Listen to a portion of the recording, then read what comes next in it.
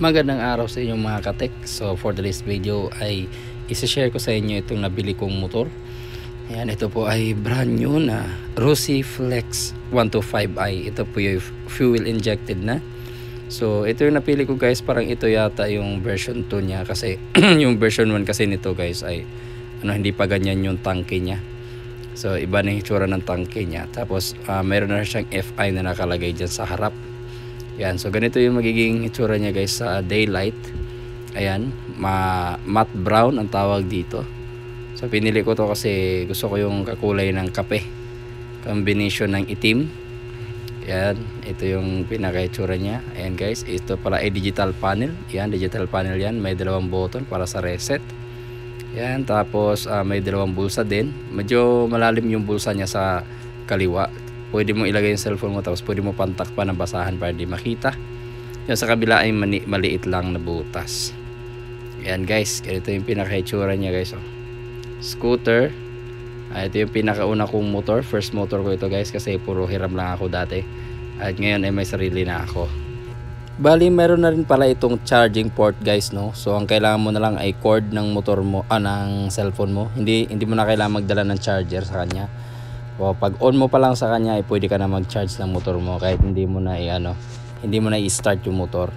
Pag on pa lang ng susi, pwede ka na mag-charge. So tinry namin yan, bumiyahe kami mula dito sa Malabon patungong Valenzuela. So ang aking battery ay nasa 77. Ay pagdating namin na naka GPS, pagdating namin ng Valenzuela, siguro mga 45 minutes. Dahil medyo matraffic nung time na yon, ay umabot ako ng mga 88% battery. So okay na rin yung charging niya. So hindi ganun kabilisan, pero at least hindi ka malulobat sa biyahe. So kung ikaw pala guys ay nagbabalak bumili ng ganitong motor, isang Rossi Flex na tinatawag ko itong version 2 kasi hindi naman sila nagsabing version 2 talaga to. So kung nagbabalak ka nitong bumili, ang presyo pala nito guys ay 60,000. Ayan, fuel injected, LED lights, at hindi pa to tubeless yung kanyang gulong guys, pero napakaganda niya kanyang mags. So kung nagbabalak kang bumili, ay advice ko sa iyo guys na huwag kang bumili ng Rossi Flex kung ayaw mo ng mura at magandang motor. Yan guys, kasi bago ako bumili nito ay naghanap muna ako ng mga branded syempre. At yung mga presyo ng branded guys ay sa example Yamaha or Honda, pumunta kami doon.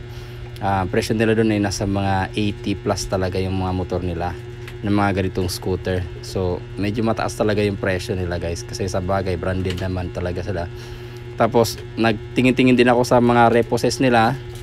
Meron silang nagkakalaga ng 55,000, meron 77, pero lahat yun may mga sira guys. Basag yung headlight, minsan basag yung fairings or luma na, tapos napakataas ng kanilang odometer.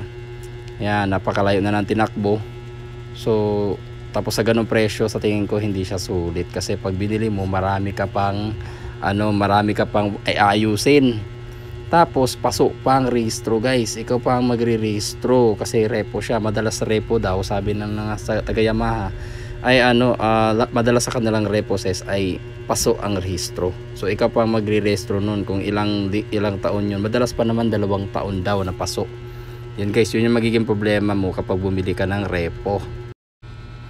Pangalawa pa guys, sa rason kung bakit hindi ka dapat bumili nitong unit na Rossi Flex ngayong 2024, kasi kung ayaw mong lagi kang malalait sa mga taong inggit. Madalas sila guys ay nalalait kapag nakakita ng isang Rossi dahil daw gawang China, mahinang klase, sirain, at yun, hindi makapagkakatiwalaan. So yun guys, yun yung lagi nilang mga banat dito. Pag Rossi daw, sorry, yan lagi nilang sinasabi. Pero so far guys, sa pagkuha ko ng motor na ito guys, ay so far ay gustong gusto ko siya. Wala siyang sira, napaka smooth lang gamitin, magaan, maporma. Madalas nga akong pinagtitinginan nito guys sa stoplight kapag naka stoplight kami sa ngayon, kasi siguro konti pa lang ang may ganitong unit kasi bagong unit kasi to Rossi Flex. So maraming tumitingin sa akin sa stoplight, nilititigan nila yung motor. Ewan ko kung anong isa-isip nila. Pero sa akin naman guys, wala naman akong pakialam. Ang importante, meron akong service at mahahatid ako sa yung mga gusto kong puntahan. So sa ngayon hindi ko pa to na break in, bali ano pa lang to sa akin, 3 weeks pa lang. Ayan, nakikita nyo pinapraktisan to ng kapatid ko, bunso. Ayan, tinuturuan ko magmotor. So hindi ko pa to na biyaheng malayo, pero sa ngayon ang odo ko ay nasa 100 plus pa lamang. Sabi pala ng pinagbilang ko nito ay 300 yung first change oil, tapos sa susunod tagwa 1,000 yata kilometer. Pangatlong rason kung bakit di ka dapat bumili ng Rusi Flex ngayong 2024 guys, ay kung ayaw mo ng motor na napakatipid sa gasolina. Yes guys, napakatipid nito sa gas. Ang sabagay malapit lang naman kasi yung binibiyahe ko sa trabaho, nasa 2 kilometer lang mula sa bahay patungong trabahoan. So sa loob ng isang linggo ko ay gumagastos lang ako ng 200 pesos para sa kanyang gasolina. At isang linggo na yun guys sa trabaho, back and forth syempre, tapos pupunta rin ng palengke. Ayan, sa loob ng isang linggo 200 lang guys na unleaded gas. So diba napakatipid na. So wala pang 20 yan per day. Samantalang kapag nagko-commute ako dati ay tricycle 20, balikan di 40 yun, tapos siksikan pa, kalahati lang ng puwet mo nakakasakay sa jeep, o minsan sabit pa, di ba guys, napakahirap mag-commute. So yan, napakaganda na mayroon ka sarili mo service para anytime kung gusto mo nang umuwi or mag-overtime ka pa, hindi ka na mag-aalala na pipila ka pa sa jeep kasi meron ka ng sariling service. So ano sa tingin nyo guys, maganda ba motor na to? Sa tingin mo ay sulit ba to bilhin? Comment nyo kaya sa comment section guys para mapag-usapan natin kung ano mga opinion nyo dito. Bibili ka ba ng ganitong motor? Wag na siguro. Huwag ka na bumili ng ganitong motor. Sayang pera mo. Pag nasira ang Rusi, sorry.